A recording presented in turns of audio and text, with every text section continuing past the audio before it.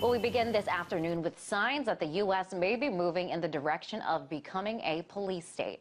Now, we've heard about drones being used in the Middle East. Most recently, Iran seized a U.S. drone accused of spying on the country. But now reports that Predator drones are being used on American citizens on U.S. soil. This video pretty much sums it all up. Nelson County, North Dakota Sheriff Kelly Yonke went looking for 6 missing cattle on the Brossard family farm when 3 armed Brossard brothers chased him away. Yonke called the Highway Patrol, a SWAT team, a bomb squad, and a Predator drone operated by U.S. Customs and Border Protection. The drone was used to surveil the property until the Brossard brothers were observed to be unarmed. Then the SWAT team moved in to make the arrests. Yes, that really happened. An unmanned multi-million-dollar drone was reportedly used to help local police track down stolen cows and their owners. So what is happening here in the U.S., and is this a sign of things to come? The always outspoken radio host Alex Jones is here now to help dig deeper into all of this. Alex, why in the world are local police in North Dakota using a drone to track down U.S. citizens? Well, that's because this is their prime enemy and prime target. Our country has been taken over by Goldman Sachs, the same folks that have taken over Europe. They publicly are setting up a system where the entire military-industrial complex is used against the people, and in the internal law enforcement manuals that I've gotten from law enforcement in the last decade, but especially in the last few years, none of it is about al-Qaeda that our government's given control of Libya to. It's all about land rights activists, Second Amendment activists, property rights activists, and now under the Department of Defense, there's the Rural Affairs Council and the 10 Governors Council, and in the training, and this is public, it is all about having an all-out civil war with rural populations who aren't going to give their property up under the Rural Council. So, of course, hundreds of miles inside the U.S., they won't use the Predator drones on illegals coming across the border, but they will on citizens who, under common law, cows keep coming on your property for the damage and things, you are able to keep them. That's common law, that's state law. And the fact is that then without a warrant, they came on the property and they said, hey, get out of here. You don't have a warrant. And they had firearms in their vehicles, so they called in a Air Force vehicle. And this is a multi-million-dollar system they use to kill people worldwide. And why is it happening? When they passed the NDAA that Ron Paul has called martial law in America here in the U.S. a few weeks ago, when they passed that, it says the whole world, not just the U.S., can have predators over it dropping bombs on them. So it's a declaration of war, an end to posse comitatus, troops on the streets, and says they can kill U.S. citizens, disappear U.S. citizens. It isn't a police state. It's beyond a police state. It's something more like North Korea. Do you think, Alex, that this is a sign of things to come, this cross from using, because drones are typically used in the Middle East, on terrorists. Do you think that this could be the beginning of more instances like this, where we see Predator drones being used on U.S. citizens? Yes, Northcom, based in Colorado Springs, Colorado, is the real government, and the United States is a battlefield for at least a decade. They're just announcing now what they always planned. I mean, I knew 9 years ago we were going to have TSA checkpoints. People laughed, but I watched C-SPAN. I read the documents. I made them public. Now they have TSA checkpoints with the Army and Marines in states all over the U.S., and you pull up in the middle of the countryside, and there's highway checkpoints with cops dragging you out of the car under the orders of TSA. Now they have Marine Corps running DUI checkpoints to make it sound like good PR.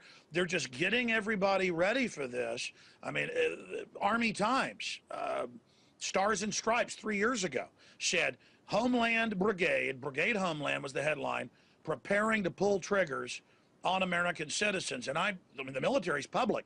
They are training. I've been to the drills where they train to go door to door, confiscating our firearms, arresting political dissidents. What came to Russia, what came to Nazi Germany, what came to China, what's come to every other country, classical authoritarianism is now coming here, and the drones that we pay for are going to be used against us. Not when there's a bank robbery, not when a liquor store gets robbed, not when your house gets invaded, but when you are that rural gun owner. The entire posture of the Pentagon is literally set to wage war on self-sufficient country boys, as Hank Williams' song, "A Country Boy Can Survive." You can skin a buck, you can run a trot line.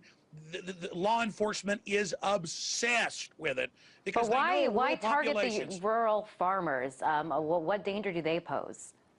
Why did Stalin target them in Ukraine? Why did Hitler go after rural areas? They don't want you being self-sufficient. They want you in the artificial big cities, the artificial habitat that they've basically set up, their control grids. You go out in the middle of nowhere and you'll be in country towns with Homeland Security cameras everywhere, helicopters flying over, because I've been telling people this is coming in the rural areas because I've talked to the police. They are scared of people that are self-sufficient and who they know aren't going to turn their guns in when they're ordered to. Okay, Alex, you know, one argument that we hear from proponents of drones and other surveillance methods is that, hey, do whatever it takes to improve the safety and security of the population. What do you think about this argument? And can you talk about the capacity of drones to be abused? Absolutely. Look, Hitler said he did everything he did to keep people safe. Fidel Castro does that. Pol Pot did that. I mean, in every case, tyrants always claim it's to keep you safe. But as the founders said, like George Washington, government is like fire, a dangerous servant, a fearful master. Government is... In the 20th century, government killed over 200 million people, more than anything else that was an unnatural death. Government is always the greatest abuser. Government is always the greatest danger when it gets out of hand. And we told everybody this was coming. We told you highway checkpoints. We told you into posse comitatus military on the streets. We told you TSA groping you in body scanners. And people never believed it. All of it is now going to come. You notice the militaries are lining up against each other worldwide. You notice Iran's threatening to shut off the Strait of Hormuz. You notice there's staged revolutions going on everywhere. This is the banker takeover. Look at Europe. They admit a banker occupation with the countries all waiving their rights and signing it over to Goldman Sachs, who runs it. I mean, this is worldwide tyranny. Our military's been hijacked. Our police have been hijacked. Our state governments are now under federal control. America has turned into the evil empire, as Ron Paul has pointed out. And we're only going to get our republic back by admitting how much tyranny we've gotten into. The great threat is this tyranny, and the banks are getting ready for runs on the banks. They're getting ready to take the pension funds, just like in Portugal, just like in Greece. And so they're gearing up to use this paramilitary force, because if they don't, people like John Corzine, who's billions of dollars have now disappeared from MF Global, and he won't say where it went, he's going to go to jail like Bernie Madoff. The president, Eric Holder, who on record's been caught perjuring and shipping guns into Mexico. Ron Paul today on my radio show said it's criminal what happened. It's a false flag. They're all going to prison if they don't set up martial law. And I hope the world understands that. This isn't a game. These criminals are going to try to bring in total tyranny, because if they don't, they're all going to prison. Very passionate and fascinating arguments coming from you. I do want to ask you why you think some people dismiss you as a conspiracy theorist. I mean, you warn people of things. Some of them have come true, but we do continue to hear this criticism. Why do you think that some people do dismiss you as a conspiracy theorist? When my grandfather was in a B-17 and a Liberator, he was in both those bombers as a pilot in World War II, they said when you're over the target, you get the flak. How did they know they were over the target? Because the flak was coming up. Okay, I've got flak, Nightline, you name it. All these, Rolling Stone magazine, MSNBC, all attacking me because I'm over the target. I've been to the urban warfare drills. I'm sent the secret documents by patriots inside the government. I know what's coming. I know about FEMA now staffing the FEMA camps. That's admitted with Kellogg, Brown, and Root of Halliburton. And so conspiracy theory is just a way to say, don't listen to what he has to say. And it's not working anymore. And so all I beg people to do is to look into the information we cover at Infowars.com for themselves and decide and research, do you want the next phase of this to come into view?